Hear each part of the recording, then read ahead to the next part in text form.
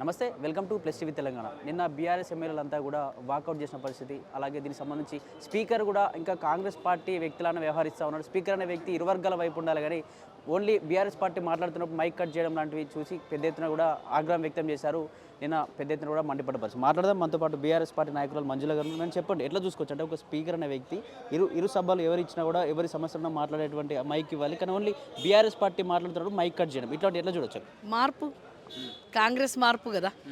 అన్ని ప్రభుత్వాలు ఉన్నప్పుడు ఒక ఎత్తు, కాంగ్రెస్ ప్రభుత్వం ఉంటే అందులో రేవంత్ రెడ్డి అట్లాంటి మూర్ఖ ముఖ్యమంత్రి ఉంటే మార్పు అనేది ఉంటుంది.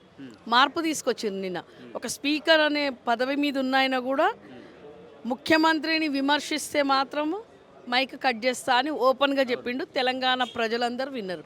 అంటే ఇది రేవంత్ రెడ్డి మార్పు. గుండాయిజం అసెంబ్లీలో కూడా గుండాయిజం చేస్తున్నాము జనాలకు అనేది తెలంగాణలో చెప్పకనే చెప్పిండ్రు తెలంగాణ ప్రజలకు అందరికీ. కాబట్టి ఈరోజు రేవంత్ రెడ్డి మూర్ఖ ప్రభుత్వం అంటారు కదా, ఒక మూర్ఖుని చేతిలో తెలంగాణ పెట్టినట్టు ఈరోజు వాళ్ళు ఎట్లా చెప్తే అట్లా అంటారు కదా, అధికార మదము ఎక్కి ఇష్టం ఉన్నట్టు మాట్లాడుతున్నారు ఈరోజు. కాబట్టి న్యాయపరంగా మన హరీష్ అన్న ఒక 6 ప్రశ్నలు వేసిండు. వీటికి జవాబు ఇవ్వమన్న దానికి వాళ్ళు మైక్ కట్ చేస్తున్నారు. ఒక మన సబితక్క మాట్లాడింది, ఆమె మైక్ కట్ చేసిర్రు. సునీత లక్ష్మారెడ్డి గారు మాట్లాడినారు, ఆమె మైక్. అంటే మైక్ కట్ చేస్తామంటారు. బీఆర్ఎస్ వాళ్ళను మాట్లాడనియము, గొంతు నొక్కేస్తాము, మేము ఎట్లా చెప్తే అట్లా వింటే అసెంబ్లీకి రండి అని అంటుండ్రు. అది అంటే బాపు కేసీఆర్ని కూడా ఇట్లనే అవమానిద్దామని చెప్పేసే బాపు కేసీఆర్ని రమ్మని చెప్తున్నారు. కాబట్టి హుందాతనంగా తన మొన్న వచ్చి సంతకం పెట్టేసి పోయిండమ్మా. కాబట్టి ఈరోజు ప్రజలు చూడండి, మీరు ప్రజలు అది మాట్లాడతలేరు. మూసి అని అంటున్నారు. మూసి వారి నోట్లోనే ఉన్నదని చెప్పేసి రేవంత్ రెడ్డి చెప్పిండు. ఎందుకంటే విషం అంటున్నాడు రేవంత్ రెడ్డి. తొండలు పాములు మింగి వాడు విషమైండు. కాబట్టే అంటారు కదా, పచ్చకామరలోనికి లోకమంతా పచ్చగా అనిపిస్తుంది. కాబట్టి వానికి విషం ఉన్నది. కాబట్టే ఈరోజు బీఆర్ఎస్ ఎవరైతే నాయకులు మన హరీష్ అన్న వాళ్ళని చూసి విషం ఉన్నది అని అంటుండు. కాబట్టి నీ లోపలనే తొండలు పాములు తిని నీకు విషం ఎక్కి తెలంగాణ ప్రజలను విషం గక్కుతున్నావు తెలంగాణ ప్రజల మీద అని చెప్పేసి బాపు కేసీఆర్ బయటకు వచ్చిండు. న్యాయపరంగా అయినా ఏవైతే అసెంబ్లీ అని కూడా లేదమ్మా.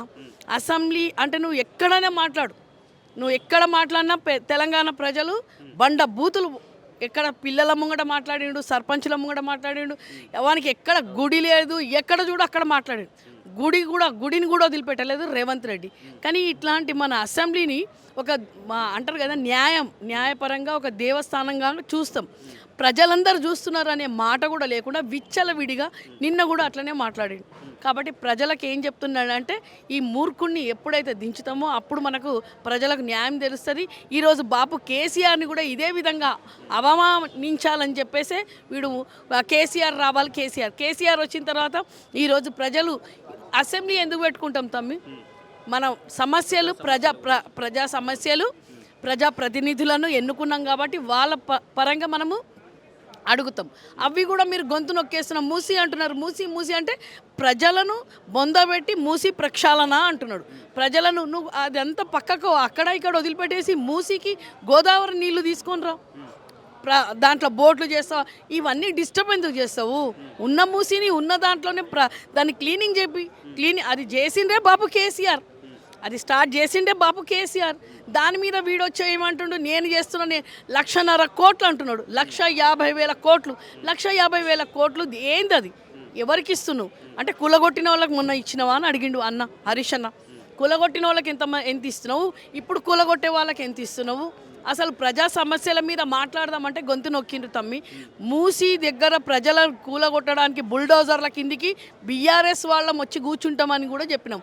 బుల్డోజర్ కాదు, రేవంత్ రెడ్డినే బుల్డోజర్ కింద వేస్తామని మేము ప్రజలం. కాంగ్రెస్ వాళ్ళు ఏం చెప్తున్నారు అంటే, కేసీఆర్ జీతం కోసం మాత్రమే అసెంబ్లీకి వచ్చి సంతకం పెట్టేసి వెళ్ళిండు. అంటే రేవంత్ రెడ్డిని ప్రశ్నిస్తా అని చెప్పి పెద్ద ఎత్తున మన ప్రెస్ మీట్ పెట్టింది. ఆ గొంతు ఇప్పుడు కనిపించలేదు, జీతం కోసం మర్చిపోయినట్టున్నది కాంగ్రెస్ వాళ్ళు. జీతం కోసము ఎందుకు వస్తుండంటే రేవంత్ రెడ్డికి ఆ జీతం పైసలు కూడా కావాలని చూస్తున్నాడు. అంత బికారిగాడు రేవంత్ రెడ్డి. ఈరోజు కేసీఆర్ రాకపోతే ఆ జీతం కూడా కొట్టేద్దాం అనుకుంటున్నాడు. కాబట్టి బాపు కేసీఆర్ జీతం కోసమే వచ్చిండు. ఏం బీక్తారు, ఏం చేస్తారు? ప్రజా సమస్యలు చూడు. కేసీఆర్ ఎప్పుడు వచ్చిండు, కేసీఆర్ సంతకం పెట్టిండా లేదా? నీకెందుకు రానైనా ఒక రాష్ట్రానికి ముఖ్యమంత్రి కేసీఆర్ని ఎందుకు చూస్తున్నావు? కేసీఆర్ ఇప్పుడు ఎమ్మెల్యే కదా, నువ్వు ముఖ్యమంత్రివి కదా. నువ్వు ముఖ్యమంత్రి కాదు, గాడిదివి. నేను తీసుకుపోయి సింహాసనం మీద కూర్చోబెట్టినా నువ్వు ముఖ్యమంత్రివి అనుకుంటలేవు. ఈరోజు బాపు కూడా సీఎం కాబట్టే ఒక సీఎంగా వచ్చి ఆయన సంతకం పెట్టిపోయిండు. చూసుకోండి, మీరు కొట్టుకోండి, గుద్దుకోండి అని. అసలు అసెంబ్లీలా కనిపించిందా తమ్మి నిన్న? ప్రతిపక్షాల వాళ్లకు న్యాయం అనేది లేదు అక్కడ. అసెంబ్లీలో న్యాయం అనేది లేదు. ప్రజల గొంతు నొక్కడానికి ఈరోజు బీఆర్ఎస్ గొంతు నొక్కుతున్నారు. ప్రజావాణిగా బీఆర్ఎస్ వాళ్ళు మాట్లాడతారు కాబట్టి బీఆర్ఎస్ వాళ్ళ మైక్లు కట్ చేస్తున్నారు. బీఆర్ఎస్ చేసిన తప్పులన్నీ బయటపడతాయి కాబట్టి కావాలని ఇటువంటి స్టాటిస్టిక్స్ ప్లే చేస్తుంది బీఆర్ఎస్ పార్టీ అని కాంగ్రెస్ వాళ్ళు చెప్తా ఉన్నారు. అందుకే వాకౌట్ చేశారని చెప్పి మాట్లాడుతున్నారు. బీఆర్ఎస్ తప్పులా? ఏం తప్పులు చేసిండ్రు? ఏం తప్పులు? రైతు బంధు ఇచ్చినందుకు బీఆర్ఎస్ తప్పు చేసిందా? రైతు బీమా ఇచ్చినందుకు బీఆర్ఎస్ తప్పు చేసిందా? ఈరోజు మీరు ఏమిస్తున్నారు? లక్ష అంటే కళ్యాణ లక్ష్మిలో తులం బంగారం ఇచ్చిండ్రని బీఆర్ఎస్ వాళ్ళు తప్పు చేసిండ్రా? అంటే మేము ప్రశ్నించొద్దా? 2000 నుంచి 4000 ఇస్తాను, అది అడగొద్దా? స్కూటీలు ఇస్తాను, కళ్యాణ లక్ష్మిలు ఇస్తాను, రైతు యూరియా ఇయ్యలేని అంటారు అసమర్థంగా పాలన చేసుకుంటా ఈరోజు బీఆర్ఎస్ను తప్పు చేస్తున్నావు అంటారు. ఒక యూరియా ఇస్తలేరమ్మా, మళ్ళీ అదే లైన్లలో ఉన్నాయి చెప్పులు. ఇంతకుముందు పంటకు అట్లనే పోయింది, ఇప్పుడు పంటకు అదే పోయింది.